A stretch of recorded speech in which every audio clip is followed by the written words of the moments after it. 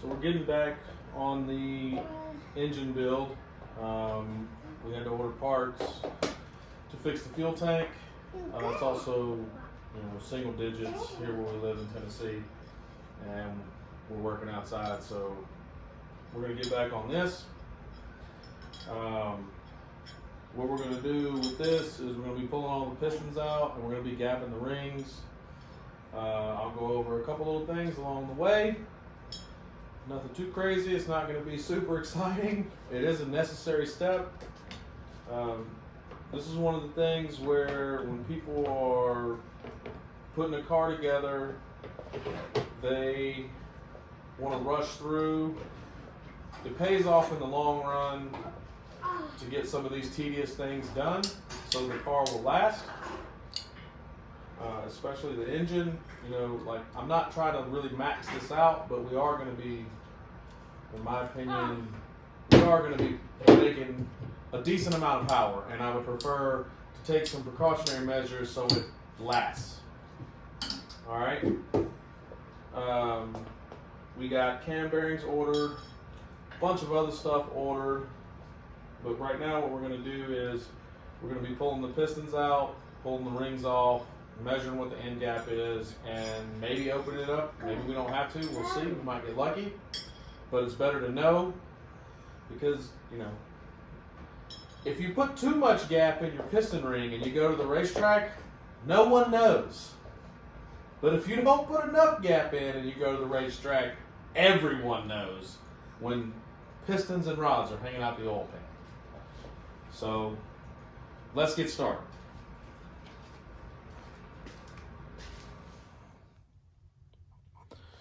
Okay, so one of the things that people often, I've actually seen people ask this, so let's go over one thing real quick. So this is a Gen 3, Gen 4 small block Chevrolet.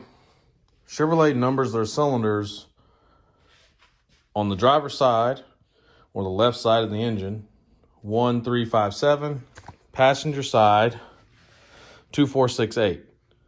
And they do that because if you go in order, that's actually the order that the pistons go in, front to back. This side of the engine, this bank is a little bit further forward. You have to do that for the offset for the rods, so they can both share a journal. So then when you look at the rods, it's 1, 2, 3, 4, 5, 6, 7, 8. Another quick thing here. So this is normal. Side to side. The rod has to have side clearance. What you don't want, or when you hear a rod knock, or Uncle Rodney comes to visit, is this way. That's how you would check. Okay? So those are two things that I actually see people ask that are new. This is normal, side to side. This is not. So these are good. And that's a good thing. Like if you were checking an engine that you bought used, side clearance is normal. There is a spec on side clearance you could check, but you're going to have some. Also, these have a center thrust. So you have to measure it with, you're measuring thousandths of an inch, but the crank does actually move back and forth this direction, front to back. All right. So outside of that, let's get down to it. Let's get the pistons out. So cue the time lapse.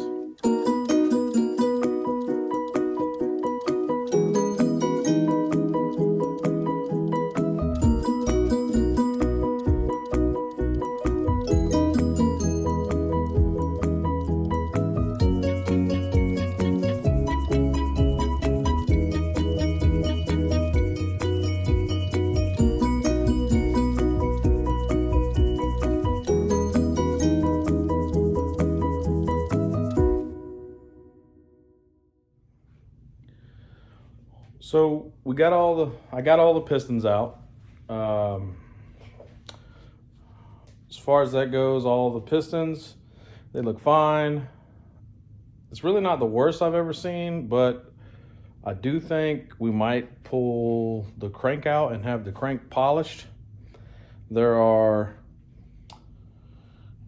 not bad. The bearings look okay, but I do think that I have a local guy, he can polish it, he hooks me up, for a decent price. So I probably will pull the crank out, have the crank polished, and I am considering go ahead and, since we're gonna pull the crank out, we're already here, one of those type deals. But there are definitely grooves. I'll show you. There's definitely lines in the crankshaft, and usually, like rule of thumb, when you're doing this kind of stuff, if you can run your fingernail across the crankshaft and you can feel the lines that you can see with your eyes, then you should probably fix it.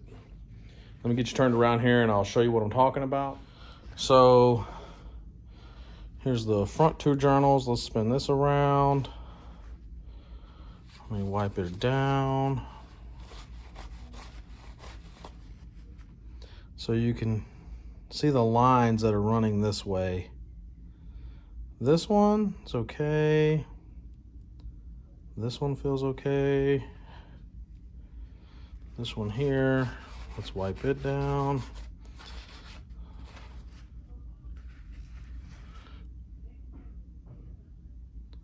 So this one feels okay.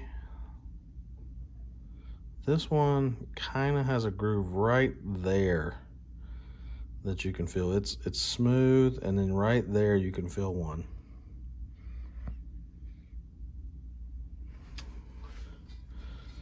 Let's check this one.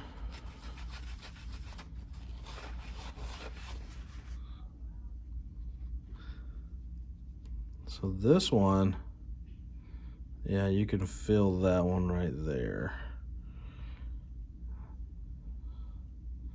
And that one you can feel. Let's check this one back here.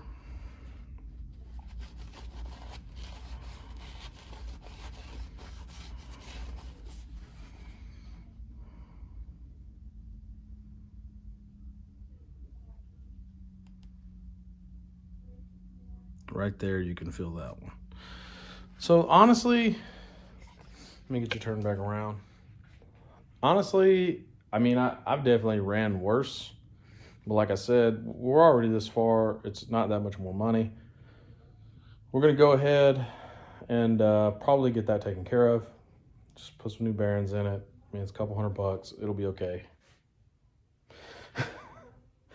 So let's get this block flipped over. And I'm going to go ahead and continue with the rings. Let's talk about some more tech information. I'll get this camera turned back around. So now that we got the pistons and rods out, you can see the clip in there. This is a floating wrist pin. So that's another sign. This dimple right here is a sign. And if I had a Gen 3 rod, they're just so much thicker. This is all Gen 4 stuff. Even though this is it's a LQ4, it's a 24X, 1X engine, but this was a later model that they put in work trucks. So it has good rods, the better pistons. When we tore the heads off, the head bolts were all the same length. So that was another sign. So anyway, so there's that. This is what they call a fractured rod. So this rod is actually cast as one piece, and then they break it. I have seen some of these rods that are remanned. I'm not an expert. Maybe somebody knows more than me. That you can't resize these. So like if you spin a rod bearing, they're pretty much, you throw them away and you're done. But allegedly some people are remanufacturing them. I don't know. The skirt wear looks okay. The rings seem to be good. So we're just going to be pulling those rings off of the pistons and measuring all of our gaps. So like I said, let's just get to it.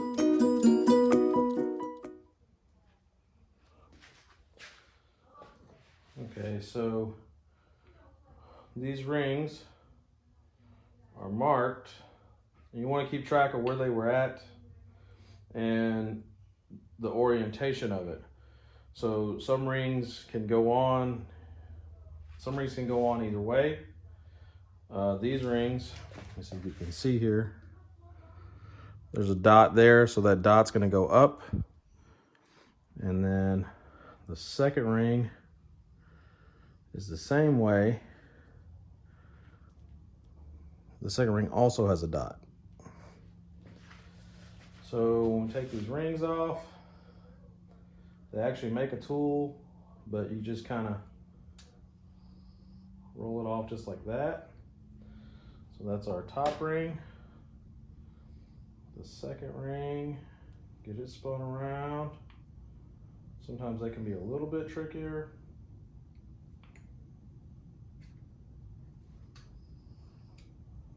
And there's our second ring. You don't really need to mess with the old ring. We'll just make sure it's good and clean. These are the ones we're worried about. Okay, so let's set this over here.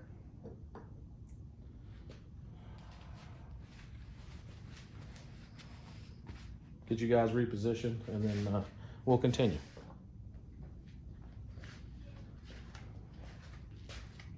So I've got my top ring here.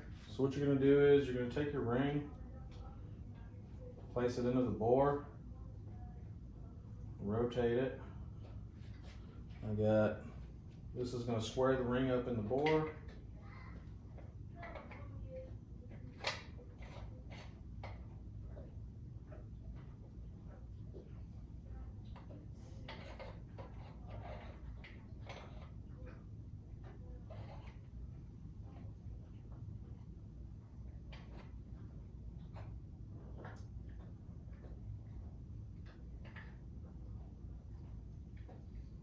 Okay, so now we got the top ring, dot up, it's squared up in the bore.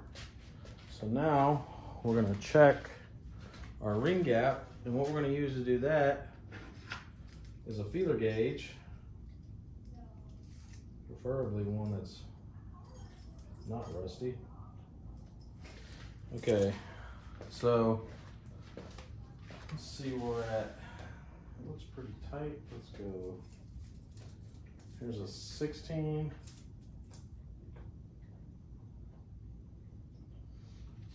thousandths. Is that right? Yep, that's 16 thousandths. Okay. So 16 does not fit. All right, that's a 6. There's 15. Let's go to 18 thousandths. I went the wrong way. This 16 didn't fit. Why would an 18 fit? I'm terrible at math, guys. I went to public school. Apologize. Here we go. I'm getting somewhere. Let's try 14.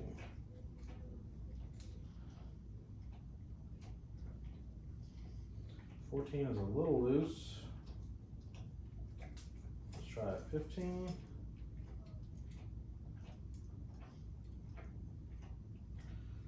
Okay, maybe.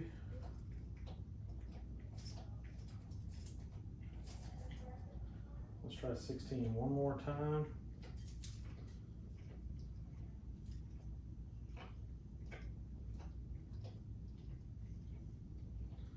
Okay, I must not have been holding my mouth right the first time. There's 16.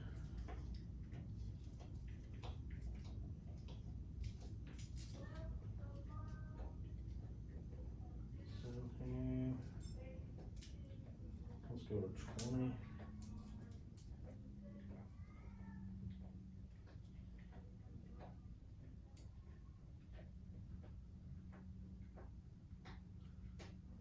Okay, 20 definitely doesn't fit. Let me make sure. Yeah. 20 definitely doesn't fit.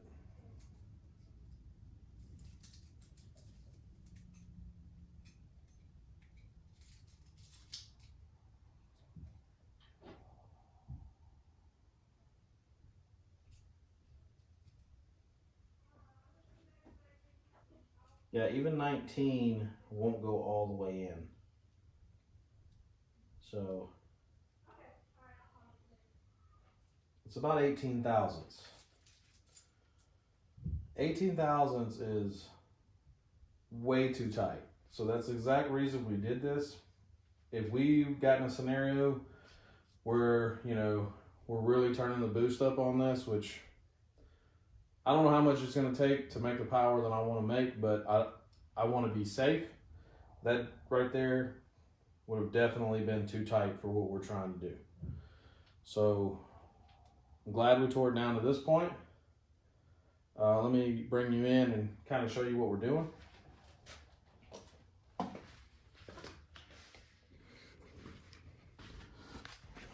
Okay, so the ring is in the piston bore, and there's your gap, okay? So what happens is, in a perfect world, you dial this gap in to where when the engine heats up, that ring is going to expand, and that gap is going to, in theory, get as close as possible to seal in your combustion pressure so you get maximum output. Well, when you start making more power, there's more heat, so that ring is going to expand more. If this gap is not wide enough, they touch. And when they touch, the ring is still going to expand, so it's got to go somewhere. So the weakest link in this scenario is going to be your factory pistons. Okay? Because these are hyper-eutectic pistons, so they're a little bit brittle. And if you get greedy on the tune-up, those rings butt, boom. So this is a very easy modification to do so you're not blowing up your engine. Anyway, so we'll get the gap on the top ring. There's a formula you do. I'll post that up. So this is a 4-inch bore. We're going to be doing 7 thousandths per inch of bore. So we're going to be shooting for around 28 thousandths. Now, if you get on the internet,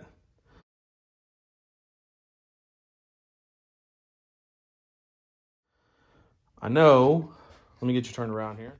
So when you get on the internet, this is all over the place with these engines, with stock bottom ends. Guys are getting away with pretty tight, in my opinion. But, I would rather err on the side of caution than, trying to pick up 2 or 3 horsepower with some ring gap. So I've looked at several charts for ring manufacturers. It's a really easy lookup. You can go to different ring manufacturers, but somewhere between 6 and 9 thousandths per inch of bore is what they want you to run on the top ring. And then somewhere between 2 and 5 thousandths additional on the second ring. So if your top ring is 26 thousandths for a number, your second ring is going to be somewhere between 28 thousandths and 31 thousandths or something, between 2 and 5 thousandths over what your top ring is. Someone way smarter than me, some engineer, whatever, they did some research. They would run the second ring tighter. I even found a couple that said that, but from what I had been informed, that's like an old school thought. If any gas does get past the top ring, they want it to just go ahead and be able to go right, ease past the second ring, because you can actually get some, they call it ring flutter. Allegedly, the ring can move up and down inside the ringlet on the piston, but open up the second gap so any gas that gets past the first ring can easily get past the second ring and not get trapped between them. But anyway, this is what I'm going to be doing. It's a very tedious process. I'm going to wrap this one up here today. Hope everybody has a Merry Christmas and a Happy New Year. We are at 96 subscribers, so if you've made it this far, we got 4 left to go. We're giving away a Harbor Freight $50 gift card. So like, comment, subscribe. Anybody watching, if you guys got input on what I'm doing, hey man, let me know. I like to learn new stuff too. So everybody have a Merry Christmas, Happy New Year, and we'll see you on the next one. All right, so I'm back. I figured I should probably at least show you how to file one ring before we end this video off. So I got my tool set up. I'm gonna pull the ring out. We're gonna try to get this first one fit, and then maybe we'll get the second one fit, and we'll see how it goes. Okay, so we're gonna pull our ring out. Get our ring out of the bore. So this is a ring filer, and how this works is you put your ring on here, and then you squeeze this together,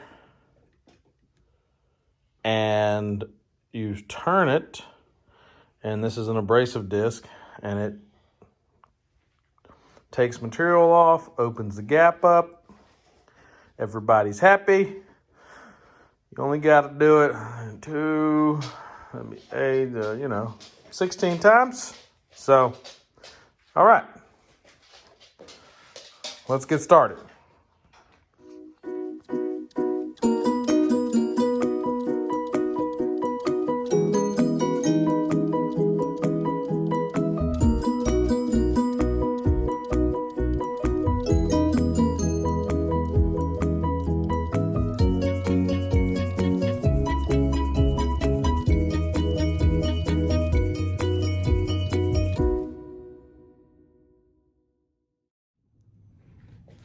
Okay, so first ring is filed. I'm going to show you the results. So what we had to do was you take a little bit of meat off, put it back in, you check it. If it's not enough, you come back, you take some more off. The key is you kind of want to sneak up on it. You don't want to just go hammer down first pass. Next thing you know, you got 40 thousandths ring gap. So just ease it. It is tedious, it's boring, but it's a step that has to be done. So let me get you turned around here and I'll show you what we got. Okay, so this is the feeler gauge. So it is a stepped feeler gauge. So let me get you turned around here. So out there on the end, it's 28 thousandths where it's dull, and once it goes up to the shiny part, it's 30 thousandths. That's the reason I chose this. And so you go in here. We got our ring all squared up. So it is a loose 28, but you know, it's when the ring is square, it's a little loose, you know. I may have took a little too much off of this one, but only we will know. So anyway, that's why I said what I said. I haven't gapped rings in a long time. Rookie move, got a little bit aggressive. Here we are. So anyhow, it is right there at 30 thousandths. You know, it is what it is. So we're probably gonna let that ride. I can't believe I did that. But anyway, so after you file it on the ring filer, okay, this guy right here, it's gonna leave some burrs on the ring.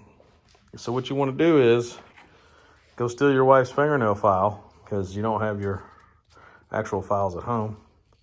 And then you can knock them little burrs off. So it actually works pretty good. And call it a day. So now I only have to do this 16 more times. And we could put the rings back on the pistons, and then we can, be one step closer to making boost noises. Anyway, there you go. That's how to do it. It's not fun, but it's got to be done. A little bit too much is better than not enough in this scenario. So that couple thousandths is not going to hurt anything. Probably still going to run these rings. And like I said, y'all have a Merry Christmas. Like, comment, subscribe, and we'll see y'all on the next one.